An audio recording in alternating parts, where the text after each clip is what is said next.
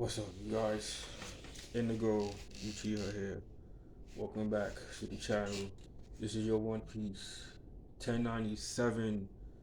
We about to reach 1,100 chapters of One Piece. It's fucking amazing. Um, we're gonna get right to it. Please like the video, subscribe if you're new here. I've been watching One Piece. Excuse me. I am sorry. I've been reading One Piece since fifth grade. That's 2005. So I know what I'm talking about when it comes to One Piece. So if you want my thoughts on this amazing series, I would love for you to subscribe to me because a lot of the big YouTubers, I can tell that they started watching One Piece like a few years ago. So if you really want to know my thoughts on One Piece, because I know my shit, subscribe. Comment if you want. Um, I cover pro wrestling. I cover a lot of stuff, but mainly pro wrestling. If you want to explore what I uploaded, please do so. I got fire content. Um, this week's chapter is a continuation from last week's. We are in a flashback right now. This particular flashback is about Luffy's father, Monkey D. Dragon. These are he's one of these characters that I always wanted to know more about. Um, Mihawk, Shanks, of course, um, even Ace back in the day. Like I wanted to know more about Ace, his backstory. Yeah, I knew he was Luffy's brother, but I wanted to know more about him.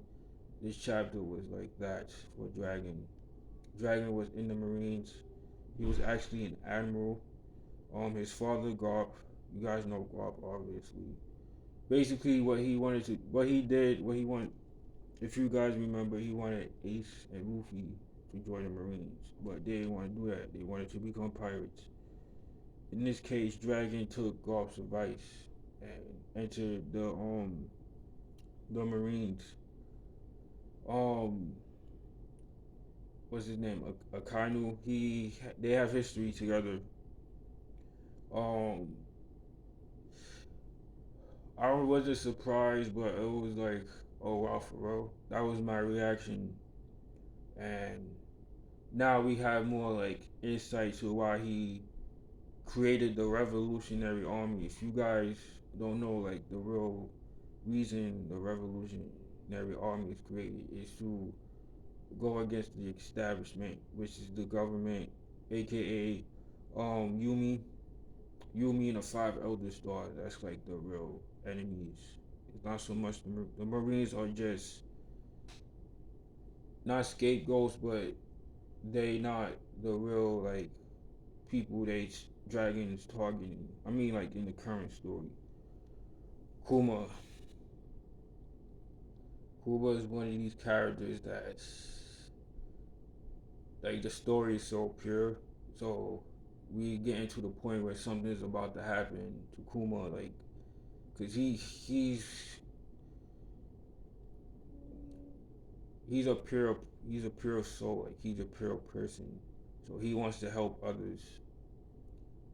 He gets enjoyment out of helping others. There's no like secret intentions of look what he like. For example, with Zoro, that was the way I saw that was seeing if Luffy's son has people that he can trust around him. Because like I said, Kuma is the Straw Hat's greatest ally. I will argue that with anybody.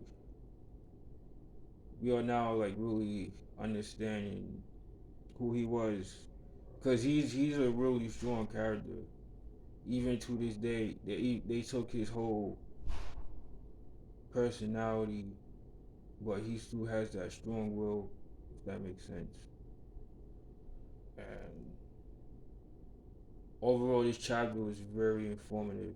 So if you did not read this chapter, please you have to do so because it's the story moving forward when they get back to the present. Like this flashback, I feel like it's gonna have a lot of implications on what's gonna happen in the future chapters. So that's my thoughts on 1097. Thank you all for tuning in. Yeah, I'll see y'all for 1098.